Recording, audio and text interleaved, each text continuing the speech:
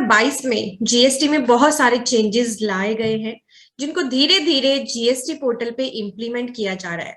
जी हाँ, आज उसी में से एक की डिस्कशन करेंगे, उसके साथ कुछ 2-3 और चेंजेस मैं लिंक करके आपको बताऊंगी। तो वीडियो बहुत ही इंपॉर्टेंट है, इजी लैंग्वेज में आप अंडरस्टैंड कर पाओगे, तो एंड तक देखिएगा और लाइक जरूर कर दीजिएगा। तो यहाँ मैं आपको जीएसटी पोर्टल पे ले आई हूँ। न्यूज एंड अपडेट्स में कुछ ना कुछ अपडेट्स आती रहती है। 3 जनवरी को एक नई अपडेट आई है जिसके बारे में आपको अवेयर कराना चाहूंगी। This is very very important update about rule 59(6).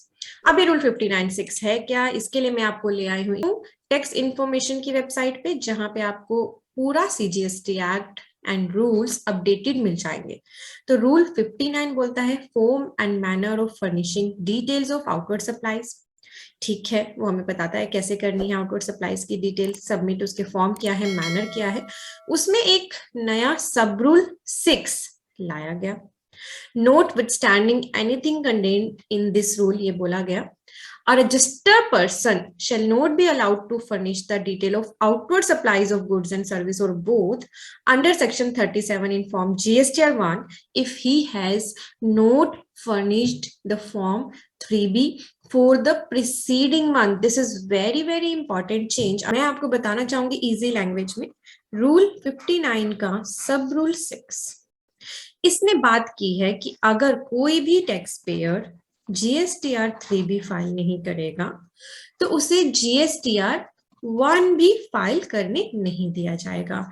ये रूल दूसरी बार अमेंड हुआ है, इसमें सेकंड अमेंडमेंट है। ये सब रूल तो पहले ही ले आया गया था, पर इसमें सेकंड अमेंडमेंट की गई है। कैसे? पहले इसमें बोला गया था कि अगर आप टू प्रिसीडिंग मंथ्स की जीएसटीआर 3B फाइल नहीं करोगे तो आपको जीएसटीआर 1 फाइल करने नहीं दिया जाएगा।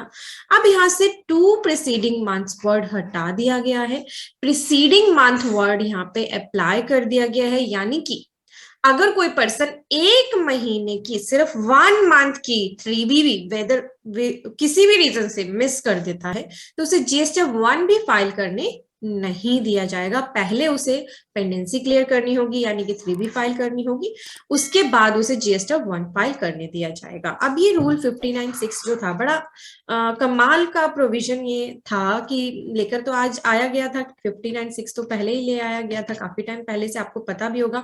और अब पोर्टल पे जो इसकी एप्लीकेबिलिटी है ना, ये इस हिसाब से हो रही है 1 मंथ के हिसाब से। तो वही अपडेट पोर्टल पे दी गई है कि जल्दी ही आपको आप पोर्टल पे ये फीचर दिखाई भी देगा, यानी जो पर्सन 3B फाइल नहीं करेंगे उसकी जीएसटीआर 1 भी ब्लॉक कर दी जाएगी। ठीक है, सिंपल है न्यूज एंड अपडेट। तो अब इसमें इंपॉर्टेंट बात क्या है वो देखिए।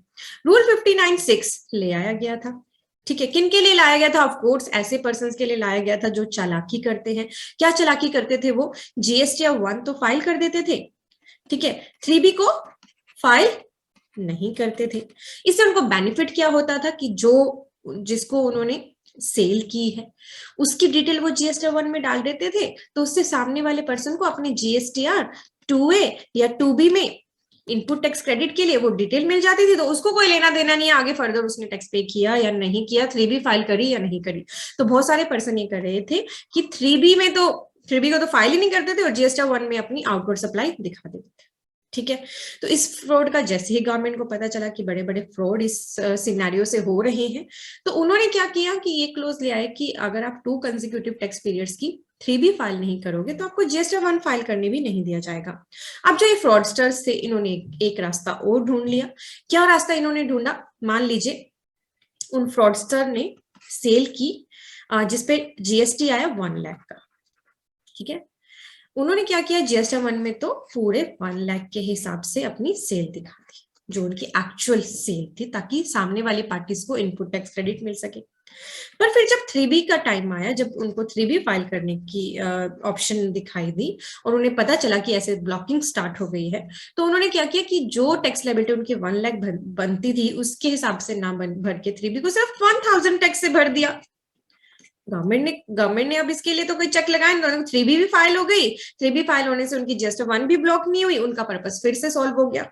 राइट, तो अब इसके लिए एक नया चेंज और किया गया है सेक्शन 75 में, बट इसका इम्पैक्ट फ्रॉडस्टर्स पे तो आ गया, दैट्स गुड, बट इसका इम्पैक्ट आपकी क्लैरिकल एरर्स के केस में भी आ सकता है। सेक्शन 75 में मेजर चेंज किया गया है, सेल्फ असेस की एक्सप्लेनेशन दी गई है, मैं आपको उस पर लेकर चलती हूँ।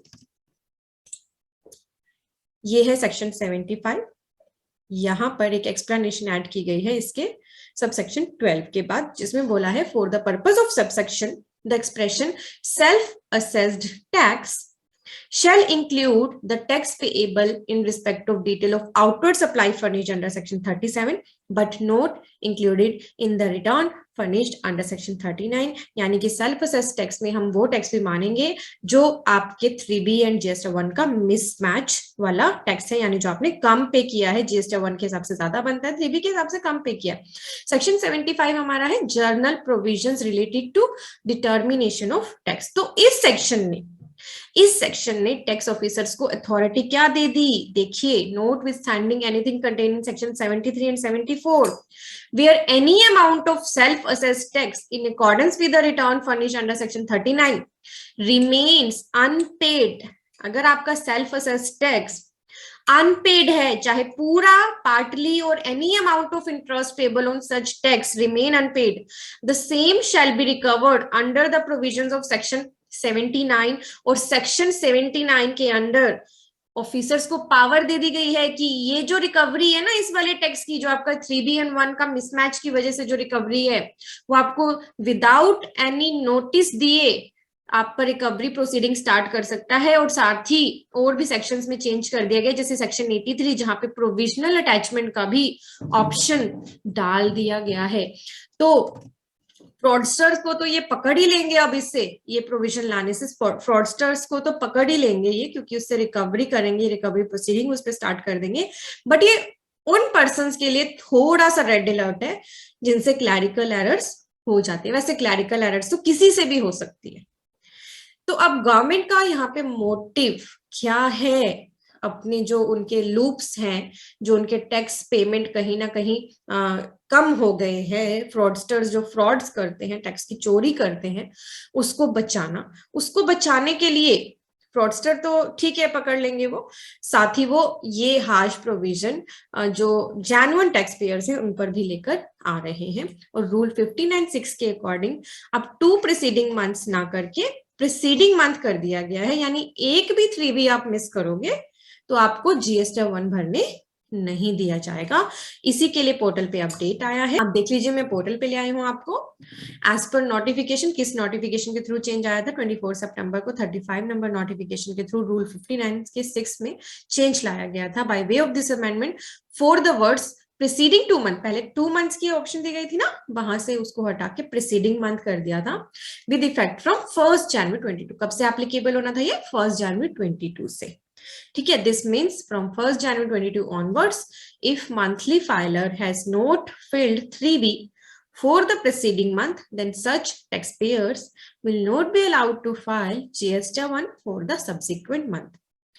मैं उम्मीद कर रही हूँ आपने इसे बिल्कुल क्लियरली अंडरस्टैंड कर लिया। अब इसमें आपके लिए कोई भी इफ एंड बट नहीं बचा है।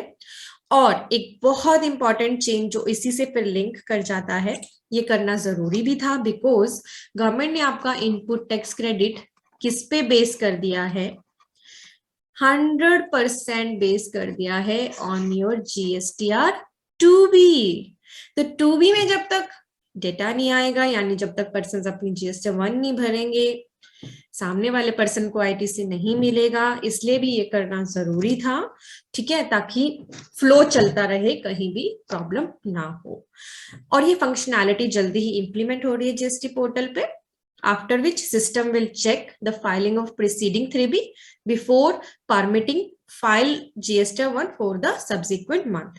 एक इलिस्ट्रेशन यहाँ पे दी है, उससे आपको भी इजिली अंडरस्टैंड हो जाएगा। Taxpayer has not filled the, एक टैक्सपेयर है, मान लीजिए राम ने फाइल नहीं की अपनी 3B, कौन से मंथ की? नवंबर की।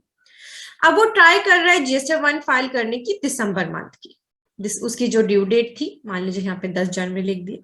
अब सिस्टम उसको दिसंबर की GST 1 भरना अलाउ ही नहीं करेगा जब तक कि वो 3B फाइल नहीं कर देगा नवंबर मंथ की।